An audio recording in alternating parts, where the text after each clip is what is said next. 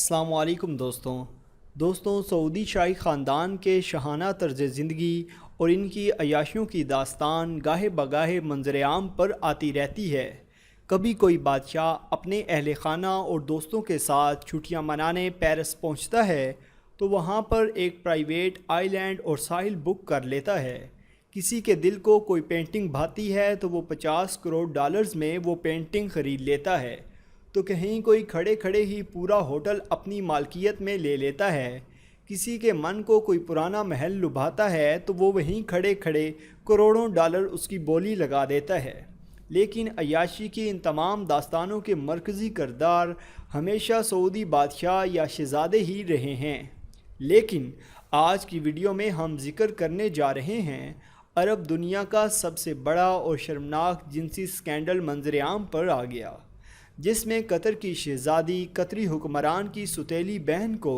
Back وقت 7 برطانوی مردوں کے ساتھ جنسی عمل کرتے ہوئے انتہائی بے شرم حالت میں گرفتار کر لیا گیا۔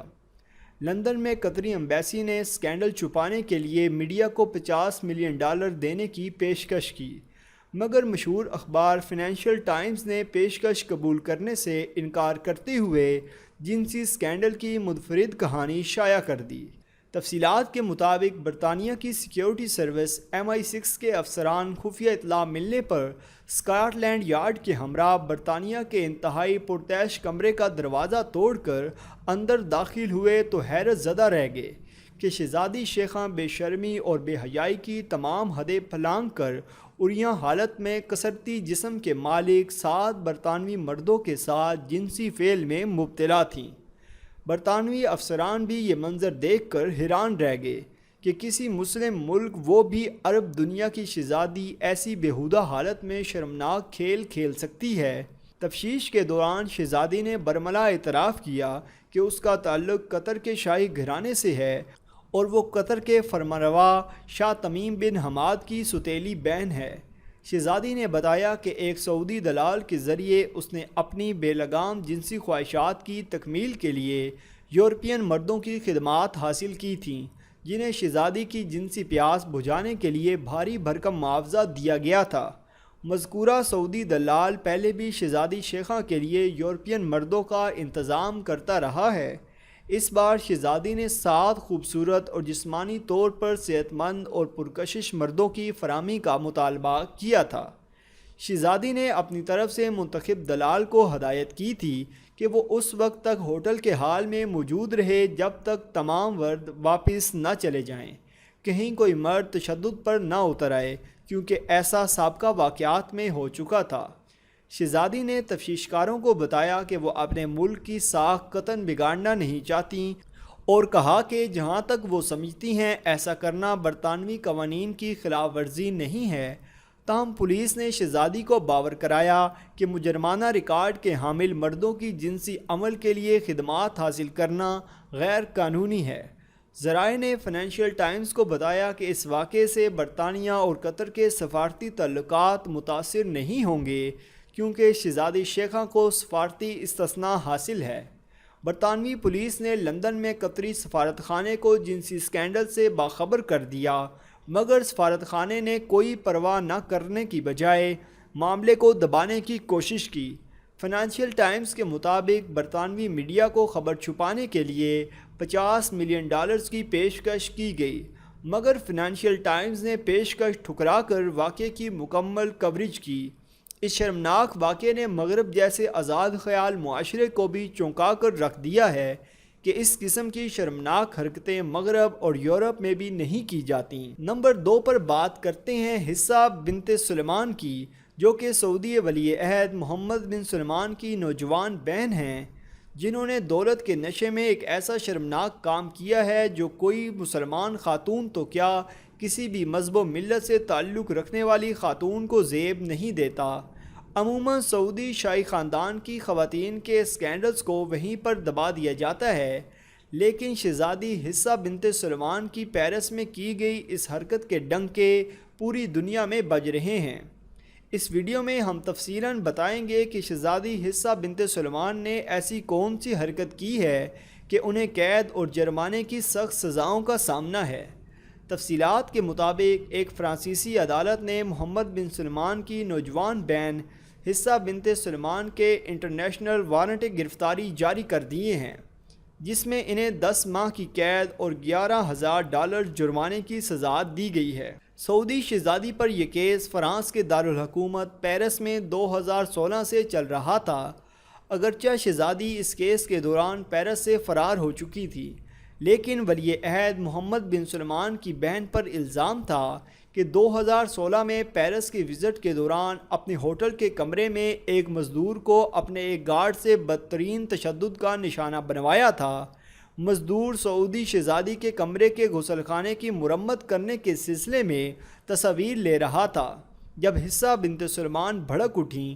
اور بعد ازاں اس مزدور کو کئی گھنٹے تک اپنے کمرے میں یرغمال بنائے رکھا، اس کا موبائل فون تک توڑ دیا، اور سعودی شہزادی حصہ بنت سلمان نے اس مزدور کو اپنے گارڈ سے بدترین تشدد کا نشانہ بنوانے کے علاوہ اسے اپنے پاؤں چومنے پر بھی مجبور کیا تھا۔ بعد ازاں اس معاملے کے حوالے سے فرنچ پولیس نے سعودی شہزادی سے 2 گھنٹوں تک پوچھ گچھ کی تھی اور انہیں وقتی طور پر جانے دیا تھا، اور اس واقعے کے 3 دن بعد شہزادی فرانس سے فرار ہو گئی تھیں۔ کیس کی سماعت کے دوران فرانس کی عدالت نے سعودی شہزادی کو کئی مرتبہ طلب کیا، تاہم وہ حاضر نہ ہوئیں۔ چنانچہ اب عدالت نے سعودی شہزادی کی غیر حاضری پر اسے 10 ماہ قید کی سزا اور $11,000 جرمانے کی سزا سنائی ہے، جبکہ سعودی شہزادی کے باڈی گارڈ کو 8 ماہ کی سزا اور €5,000 کا جرمانہ عائد کیا گیا ہے۔ اگرچہ سعودی شہزادی حصہ بنت سلمان کو سنائی جانے والی یہ سزا معطل کر دی گئی ہے، یعنی یہ محض علامتی ہے، لیکن یہ سعودی رائل فیملی کی عالمی سطح پر ناک کٹوانے کے مترادف ہے اور ان کی ندامت کے لیے کافی ہے۔ لیکن حصہ بنت سلمان سعودی شاہی خاندان کی پہلی فیملی ممبر نہیں ہیں جو اس طرح کی کنٹروورسیز کی زد میں آئی ہیں۔ شہزادہ محمد بن سلمان بھی اپنے لگژری لائف سٹائل کی وجہ سے تنقید کی زد میں آتے رہے ہیں۔ سعودی ولی عہد کے مخالفین کی نظر میں وہ ایک دولت سے بھرپور لالچی اور بے صبر نوجوان ہیں جو ہر قیمت پر اقتدار حاصل کرنے کے خواہاں ہیں۔ میڈیا رپورٹس کے مطابق محمد بن سلمان کی دولت کا تخمینہ تقریباً $17 بلین ہے، جس میں سے بڑا حصہ ان کے خاندان کی مالکیت ایک میڈیا گروپ ہے۔ غالباً یہ بے تحاشا اور بے حساب دولت ہی اصل وجہ ہے کہ اکثر اوقات محمد بن سلمان شاہ خرچیاں کرتے نظر آتے ہیں اور ان پر تنقید کے نشتر چلائے جاتے ہیں۔ مخالفین کا کہنا ہے کہ ویسے تو سعودی عرب میں بظاہر کرپشن کے خلاف مہم جاری ہے اور لوگوں پر بڑے بڑے ٹیکسز لگائے جا رہے ہیں، لیکن بذات خود محمد بن سلمان کے شاہانہ طرز زندگی کا عالم یہ ہے کہ حال ہی میں انہوں نے نیو یارک میں ہونے والی ایک نیلامی میں 500 سال پرانی پینٹنگ تقریباً $45 کروڑ میں خریدی۔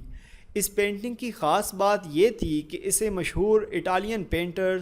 لینارڈو ڈونچی نے 500 سال قبل پینٹ کیا تھا، اور حضرت عیسیٰ علیہ السلام کے بارے میں بنائی گئی اس نادر پینٹنگ کے اصل خریدار محمد بن سلمان ہی ہیں۔ میڈیا رپورٹس کے مطابق اس پینٹنگ کی خریداری فیک اکاؤنٹس کے ذریعے کی گئی، جس میں سعودی ولی عہد کا نام ظاہر نہیں کیا گیا تھا۔ شہزادہ محمد بن سلمان اس وقت بھی اپنے شاہانہ طرز زندگی اور شاہ خرچیوں کی وجہ سے تنقید کی زد میں آئے جب فرانسیسی میگزین کے مطابق پیرس کے مغرب میں واقع ایک محل کو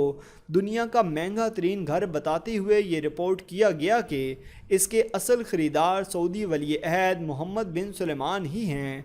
اس $45 کروڑ کی پینٹنگ کی طرح اس بیش قیمت محل کو بھی بے نامی جائیداد کے طور پر خریدا گیا، فیک اکاؤنٹس کے ذریعے ٹرانزیکشن کی گئیں اور محمد بن سلمان کا نام ظاہر نہ کیا گیا، مگر سعودی خاندان کے مالیاتی نظام پر نگاہ رکھنے والے مشیروں کا ماننا یہ ہے کہ اس کے اصل خریدار محمد بن سلمان ہی ہیں۔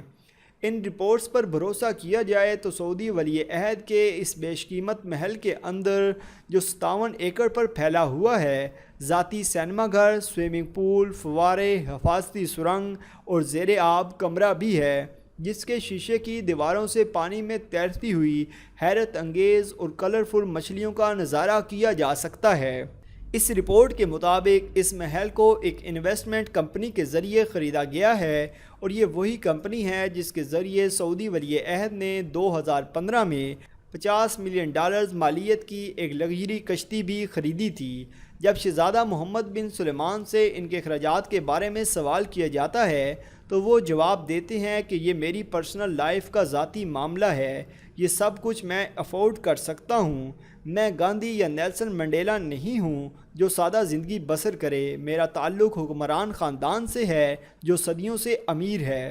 آپ کمنٹ باکس میں کمنٹ کر کے اپنی رائے کا اظہار کریں کہ کیا آپ شہزادہ محمد بن سلمان کی اس بات سے اتفاق کرتے ہیں چونکہ وہ دولت مند ہیں اور امیر ہیں، چنانچہ وہ سب کچھ کرنے کا حق رکھتے ہیں اور اس شاہانہ طرز زندگی اور عیاشی میں حق بجانب ہیں۔ آگے بڑھیں اور آپ کو بتائیں کہ شہزادہ محمد بن سلمان ان سب باتوں کے علاوہ مہنگی اور نادر گاڑیاں رکھنے کا شوق بھی رکھتے ہیں۔ محمد بن سلمان کے زیر استعمال جو لگژری کارز ہیں ان کی کل مالیت تقریباً $23 ملین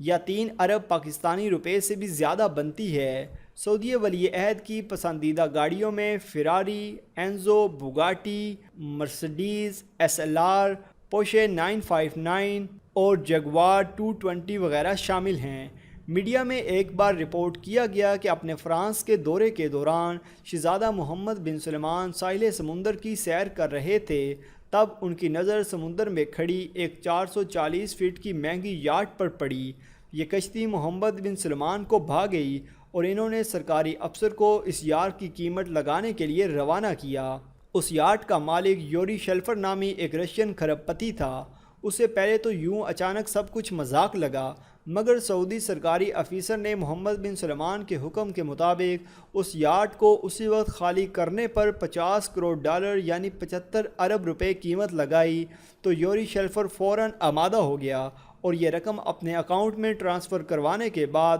اسی وقت اس یاٹ سے اتر گیا۔ اسے شہزادہ محمد بن سلمان کے حوالے کر دیا گیا۔ شہزادہ محمد بن سلمان کے بارے میں کہا جاتا ہے کہ وہ اپنی قوم کو بھی اپنی انفرادی زندگی کے رنگ ڈھنگ میں ڈھالنا چاہتے ہیں، چنانچہ وہ سعودی عرب کو بھی ابوظہبی کی طرح یعنی دبئی کی طرح ایک ماڈرن ریاست بنانا چاہتے ہیں، اور اس کا ثبوت ان کے حال ہی میں کیے گئے اقدامات ہیں۔